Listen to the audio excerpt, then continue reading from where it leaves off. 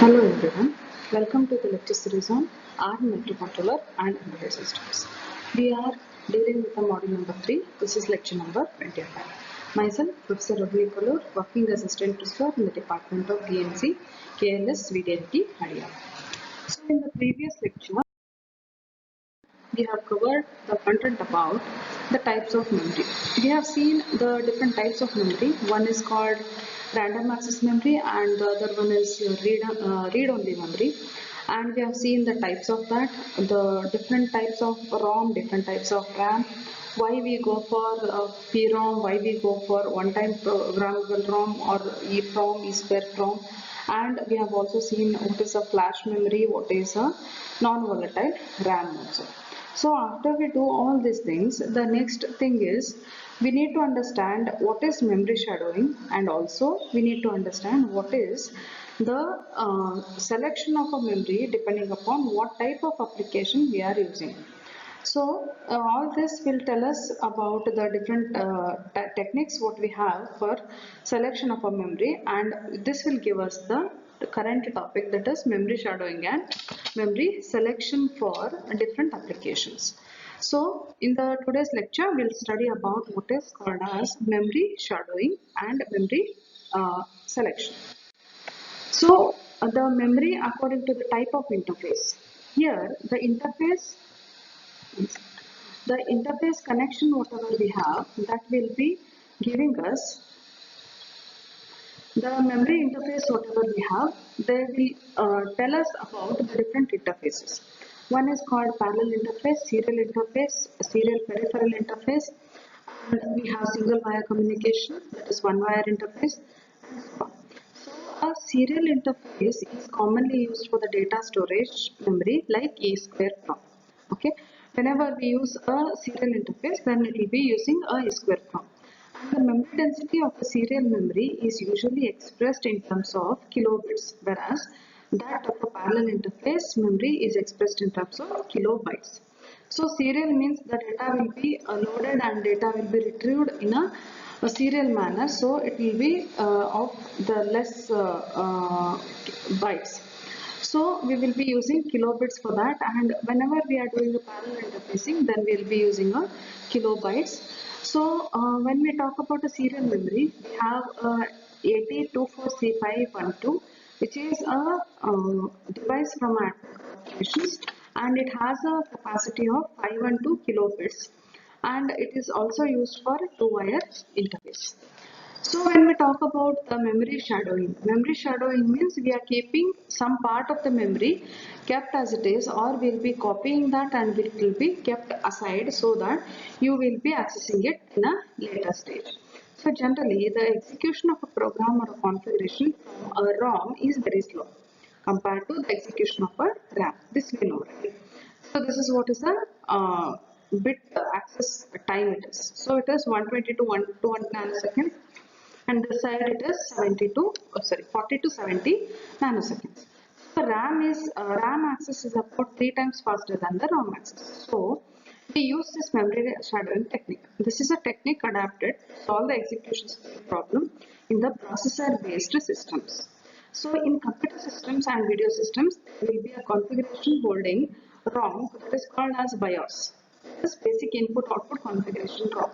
Or this BIOS, what it will do is it stores the hardware configuration information, and the like the address is assigned, the registers and the plug and play devices whatever we have, all that will be connected in the stored in the BIOS system. So then usually it is read and the system is configured according to it during the system boot up. So it is a time consuming process actually. It will be activated during the boot up of the system. So in memory shadowing, a RAM is included behind the logic layer of the BIOS. Okay, and the address is kept as it is, kept at the same address. So keeping the address at the same value, it means that we are keeping a shadow of the RAM in the BIOS. So the first step what happens during the boot up is it is copying the BIOS to the shadowed RAM and write protecting the data whatever is stored in the RAM will be made as write protected. That means we cannot edit those things. And after that, we will be disabling the BIOS reading. So there will be a copy of the RAM content stored in the shadowed RAM. So RAM, we know that it is volatile and it cannot hold the configuration data which is copied from the BIOS when the power supply is switched off. So for higher performance systems, it should be accessed from a RAM instead of accessing it from a ROM. So this is what is called as memory shadowing. So whenever we want a high performance or highly accurate data with a less amount of execution timing, in that particular cases, the data will be accessed from the RAM, that is shadowed RAM, instead of accessing it from a ROM actually. So this what it will do, this is called as memory shadowing. The next one is a memory selection for the embedded systems. So we know that embedded system requires both a program memory as well as a working memory.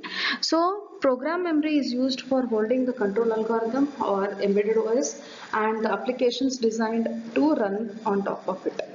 Okay, and the data memory is required for holding the variables and temporary data during the task execution. So then what it will do is the memory what is required for holding the non-volatile data, which will be modifiable by the application. So the memory requirement for an embedded system is RAM it needs, and also it needs a ROM. So this actual requirement is totally dependent upon what type of application you are going to design.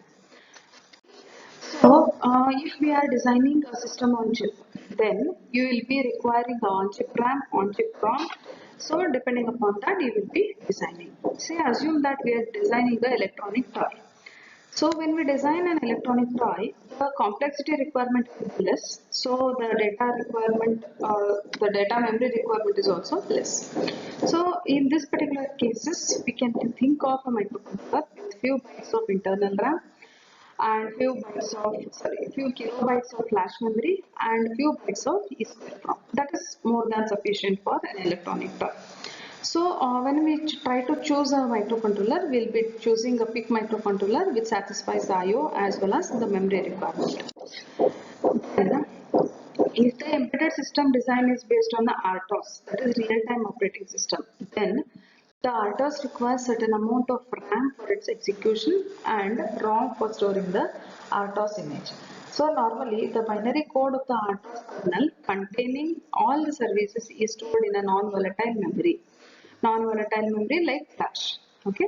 And during the boot up of the system, the RTOS files are copied from the program storage memory and decompressed if required and then loaded into the RAM device. So, say if we are designing a smartphone. So, a smartphone is a device with Windows mobile operating system, so which comes with the embedded device OS. In this particular cases, we require more amount of RAM as well as more amount of ROM also. Minimum requirement. Okay, whenever we try to purchase or whenever we think of purchasing a smartphone, at that time these two will be the first question that will be asking to the shopkeeper or that will be asked to the specification. So what happens is depending upon our application we need to be having that much amount of memory in our smartphone. So the RAM as well as ROM is the basic requirement in a smartphone. That is why depending upon the application or depending upon the what type of application or what type of embedded system it is, we will be designing that particular or we will be requiring that particular memory from the given list of memories or the given list of devices whatever we have. So this is what is the memory selection in case of embedded system with a real-time. So now the same thing continues. There are two parameters for representing a memory. So first one is the size of the memory chip and second one is the word size of the memory. Size of the memory chip is nothing but the memory density expressed in terms of number of memory bits or bytes per chip. So we have memory chips coming with 4 KB, 8 KB, 16 KB and so on, right? So, well, depending upon what is our requirement, we will be selecting a memory chip depending on this particular configuration. Similarly, we have the word size of the memory. This is the number of the memory bits that can be read or written together at a time. If the processor is of 4-bit, then we will be selecting this as 4. If the processor is of 8 bits, we will be selecting 8. If it is 12, 16, 32, and so on. So depending upon what is the requirement, we will be selecting this as our word size. Then, when we select a flash memory, then it is a most popular choice of the RAM for the embedded applications because it is powerful, it is cost effective, as well as it will be configured or it will be programmed in terms of pages or sectors. So this flash memory comes with the two major variations. One is NAND flash and the other one is NOR flash. NAND flash is a density, low cost, non-volatile storage memory, while NOR is less dense and slightly expensive. And NOR flash, it is the execute in place. Execute in place means wherever you want the code to be executed, there you can use your NOR flash. And comparatively, this is a little expensive compared to the NAND flash. So then memory selection continues. The EEPROM data storage memory is available as either a serial interface or a parallel interface. Okay. If processor or controller of the device supports serial interface and the amount of data to be read or written and is less, then it is better to use a serial interface. Okay. The serial interface or the serial EEPROM is the address space of the total system. So the memory capability of a serial interface lies in the range, say, in some bits to kilobits. Okay. So if we want 512 KB, 512 bits or 1 kilobits and so on, we will be going in for a serial EEPROM. So then for embedded systems with a low power requirement, okay, when we try to utilize the battery to the fullest, then we will be going in for a low power memory device. So certain embedded system devices may be targeted for operating at extreme environmental conditions like high temperature, high humid area or something like that. In that particular cases, we will be selecting a appropriate memory device. Then coming to the next one, this is sensors and actuators. In the core of an embedded system, we have seen that we had inputs and outputs. The inputs were sensors and the outputs were actuators. So an embedded system is a in constant interaction with the real world and controlling or monitoring functions executed by the embedded system is achieved in accordance with the changes happening to the world. So whatever is that to be measured from the environment or whatever changes you want to measure from the environment, that is detected by the sensors. So these are connected to the input port of the embedded system. Then what happens? If the embedded systems is designed for a controlling purpose, then we will be using the changes in the sensors and that will be controlling one particular variable and that variable is connected to a actuator. So the control operations, whatever we want to do or whatever the action you want to take depending upon the sensed input values, you will be doing it with respect to the actuators.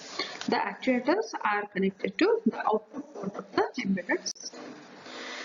So a sensor is, if we want to define it, it is a transducer device that converts energy from one form to another form for any measurement or a control purpose.